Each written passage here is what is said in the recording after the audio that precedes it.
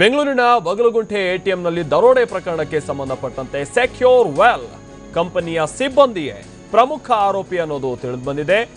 ಎಟಿಎಂಗೆ ಹಣ ತುಂಬುವ secure well ಕಂಪನಿಯ ಸಿಬ್ಬಂದಿ ಈ ರಾಬರಿ ಕೇಸ್ನ ಪ್ರಮುಖ ಆರೋಪಿ ಅನ್ನೋದು ಈಗ ತಿಳಿದುಬಂದಿದೆ.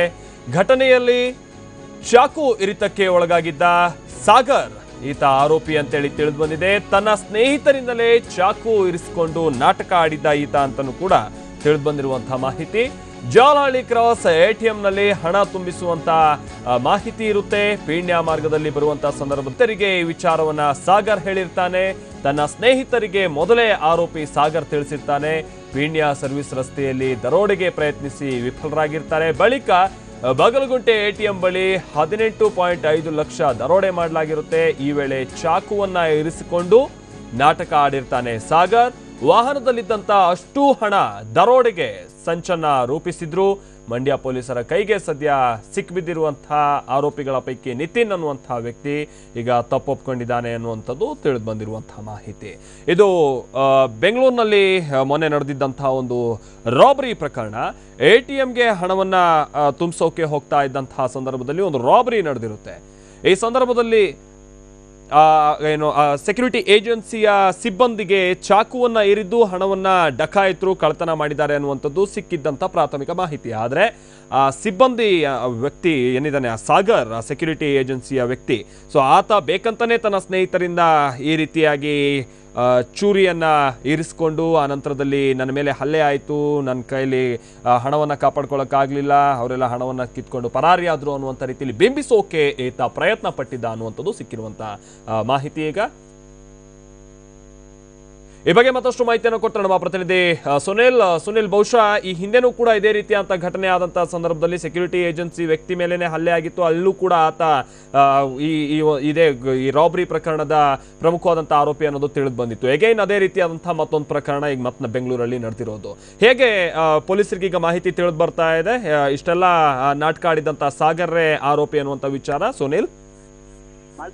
ಈಗಾಗಲೇ ಪ್ರಕರಣಕ್ಕೆ ಸಂಬಂಧಪಟ್ಟಂತೆ ಬಗಲಗುಂಟೆ ಪೊಲೀಸರು ವಿಶೇಷ ತಂಡ ರಚನೆ ಮಾಡಿಕೊಂಡು ಆರೋಪಿಗಳ ಒಂದು ಪತ್ತೆಗಾಗಿ ಬಲೆ ಬೀಳ್ತಾ ಇದ್ರು. ಅದ್ರ ಜೊತೆಗೆ ಏನಂದ್ರೆ ಈ ಸಾಗರ್ ಏನೇನು ಸೆಕ್ಯೂರಿಟಿ ಗಾರ್ಡ್ ಅವನ ಮೇಲೆ ಸಹ ಒಂದು ಕಣ್ಣಿಟ್ಟಿದ್ದು ಅವನ ಆಸ್ಪತ್ರೆಯಲ್ಲಿ ಚಿಕಿತ್ಸೆ ಪಡೆಯುವಂತಲ್ಲಿ ಅವನ ಫೋನ್ ನ ಟ್ರ್ಯಾಪ್ ಮಾಡಿಕೊಂಡು ಎಲ್ಲಾ ರೀತಿಯಾದ ಒಂದು ತನಿಖೆ ನಡೆಸ್ತಾರೆ. ಆದ್ರೆ ಮುಖ್ಯವಾಗಿ ಅಂತಂದ್ರೆ ನಿನ್ನೆಯಿಂದಾನೆ ಈ ಪ್ರಕರಣದಲ್ಲಿ ನಿತಿನ್ ಮತ್ತೆ ಅವನ ಜೊತೆ ಇದ್ದಂತ 4 ಜನ ನಿತಿನ್, ಪ್ರಶಾಂತ್ ಮತ್ತೆ ರಕ್ಷಿತ್ ಮಾರುತಿ ಅನ್ನೋರು ಎಂದರೆ ಅವರು ಮಂಡ್ಯದಲ್ಲಿ ಹಣವನ್ನು ಎಸ್ಕೇಪ್ ಮಾಡ್ಕೊಂಡು ಹೋಗಿರ್ತಾರೆ. ಮಂಡ್ಯದಲ್ಲಿ ಹೋಗಿ ಒಂದು ಬಾರ್ ಒಂದರಲ್ಲಿ ಅಲ್ಲಿ ಎಣ್ಣೆ ಹೊಡಿತಾ ಇರೋ ಸಂದರ್ಭದಲ್ಲಿ ಅಲ್ಲಿ ಬಾರ್ ನಲ್ಲಿ ಗಲಾಟೆ ಆಗುತ್ತೆ. ಬಾರ್ ನಲ್ಲಿ ಗಲಾಟೆ ಮಾಡ್ಕೊಂಡು ರಕ್ಷಿತ್ ಮತ್ತೆ ನಿತಿನ್ ಬಾರ್ ನಲ್ಲಿ ಸಿಬ್ಬಂದಿಗಳ ಜೊತೆ ಗಲಾಟೆ ತೆಗೆದಿರ್ತಾರೆ. ಆ ಸಂದರ್ಭದಲ್ಲಿ ಅಲ್ಲಿದ್ದಂತ ಸ್ಥಳೀಯರು ಆ ಗಲಾಟೆ ಬಿಡಿಸೋಕೆ ಹೋದಂತ ನೋಡೋ ಸಂದರ್ಭದಲ್ಲಿ ಅವರ ಬ್ಯಾಗ್ ನಲ್ಲಿ 2,000 ಮುಖಬೆಲೆ ಹೊಸ ನೋಟುಗಳು ಸಂಪೂರ್ಣವಾಗಿ ಒಂದು ಬ್ಯಾಗ್ ತುಂಬ ಯಾಕಂದ್ರೆ ರಾಬರಿ ಮಾಡ್ಕೊಂಡು ಹೋಗುತ್ತೆ. ಸುಮಾರು 18 ಲಕ್ಷಕ್ಕೆ ಹೆಚ್ಚು. ಆಗೇನಾಗುತ್ತೆ, ಪೊಲೀಸರಿಗೆ ಒಂದು ಅಲ್ಲಿ ಸ್ಥಳೀಯರು ಯಾರೋ ಇಲ್ಲಿ ಕೋಟಾ ನೋಟ್ ನ ಚಲಾವಣೆ ಮಾಡ್ಲಿಕ್ಕೆ ಬಂದಿದ್ದಾರೆ ಅಂತ ಒಂದು ಮಾಹಿತಿ ಸಿಗುತ್ತೆ. ಅದಕ್ಕೆ ಸಂಬಂಧಪಟ್ಟಂತೆ ಪೊಲೀಸರಿಗೆ ಸ್ಥಳೀಯರು ದೂರು ನೀಡ್ತಾರೆ ಈ ತರ ಆಗಿದೆ ಅಂತೇಳಿ. ತಕ್ಷಣ ಪೊಲೀಸರು ಏನ್ ಮಾಡ್ತಾರೆ, ಅವ್ರನ್ನ ಅಲ್ಲೇ ಇರಿಸ್ಕೊಳ್ಳಿ, ನಾವು ಬರ್ತೀವಿ ಅಂತ ಹೇಳಿ ತಕ್ಷಣ ಸ್ಥಳಕ್ಕೆ ಭೇಟಿ ನೀಡಿ ಒಂದು ಪರಿಶೀಲನೆ ಮಾಡಕ್ ಹೋಗ್ತಾರೆ. ಅಲ್ಲಿದ್ದಂತ 4 ಏನಿರ್ತಾರೆ, ಮಾರುತಿ ಆಗ್ಬೋದು, ಪ್ರಶಾಂತ್ ಆಗ್ಬೋದು, ರಕ್ಷಿತ್ ಆಗ್ಬೋದು, ನಿತಿನ್, ಅದರಲ್ಲಿ 3 ಎಸ್ಕೇಪ್ ಆಗ್ತಾರೆ. ನಿತಿನ್ ಒಬ್ಬ ಅಲ್ಲೇ ಸಿಗ್ತಾನೆ. ತಕ್ಷಣ ಪೊಲೀಸರು ಅವನ ವಶಕ್ಕೆ ತಗೊಂಡು ಅವ್ರ ಬಳಿ ಇದ್ದಂತ 2 ಬ್ಯಾಗ್ ಇರುತ್ತೆ, ಕರ್ಕೊಂಡು ವಿಚಾರಣೆ ನಡೆಸ್ತಾರೆ. ವಿಚಾರಣೆ ನಡೆಸೋ ಸಂದರ್ಭದಲ್ಲಿ ನಿತಿನ್ ಒಂದು ಸಾಕಷ್ಟು ಮೊದಲನೇದಾಗಿ ಸುಳ್ಳುಗಳನ್ನ ಹೇಳ್ತಾನೆ.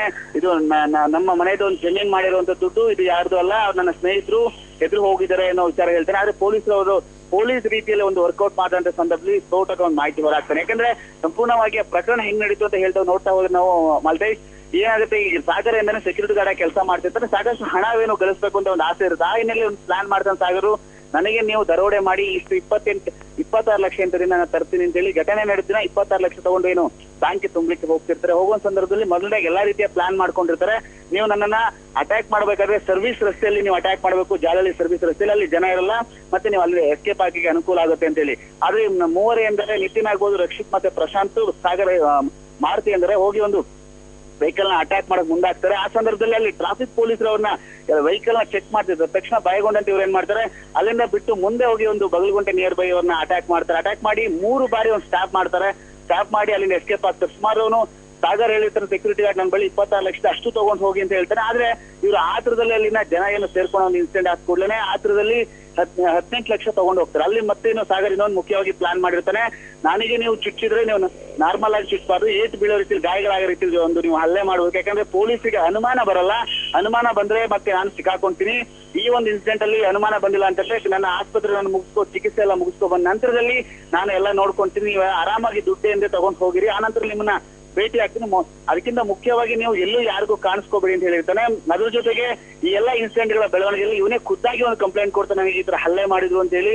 ಅದೇ ಅದೆಲ್ಲ ನೋಡಿದ್ರೆ ಇವ್ರು ಏನ್ ಮಾಡ್ತಾರೆ, ತಕ್ಷಣ ದುಡ್ಡು ತಗೊಂಡು ಎಸ್ಕೇಪ್ ಆಗ್ತಾರೆ. ಎಲ್ಲೋ ಒಂದ್ ಕಡೆ ಅವ್ರು ಮಿಸ್ ಮಾಡಿದ್ರೆ ಅಂದ್ರೆ ಬಾರಲ್ಲಿ ಹೋಗಿ ಗಲಾಟೆ ಮಾಡಿ ಕುಡಿದ ಮತ್ತಿನಲ್ಲಿ ಸಿಕ್ಕಾಕೊಂಡು ಎಲ್ಲಾ ರೀತಿಯ ಒಂದು ಈ ಒಂದು ಅವಘಡಕ್ಕೆ ಕಾರಣ ಆಗಿರುವಂತದ್ದು. ಆ ಒಂದು ಪ್ಲಾನ್ ಸಂಪೂರ್ಣವಾಗಿ ಉಲ್ಟಾ ಹೊಡೆದಿದ್ದು. ಈಗಾಗಲೇ ಪೊಲೀಸರು ಸಹ ಅಲ್ಲಿ ಮಂಡ್ಯ ಪೊಲೀಸರು ಅವ್ರನ್ನ ಈಗ ವಶಪಡಿಸ್ಕೊಂಡಿರ್ತೀನಿ ಅಂದ್ರೆ ಅವನ್ನ ಸಾಕಷ್ಟು ಈಗ ಹೇಳಿಕೆಗಳ ಪಡ್ಕೊಂಡು ಪರಿಶೀಲನೆ ಸಹ ನಡೆಸ್ತಾರೆ. ಇನ್ನು ಮೂವರೆಗೆ ಒಂದು ಶೋಧ ಕಾರ್ಯ ನಡೆಸ್ತಾರೆ ಅಂತ ಹೇಳ್ಬೋದು. ಓಕೆ ಧನ್ಯವಾದ ಸುನೀಲ್.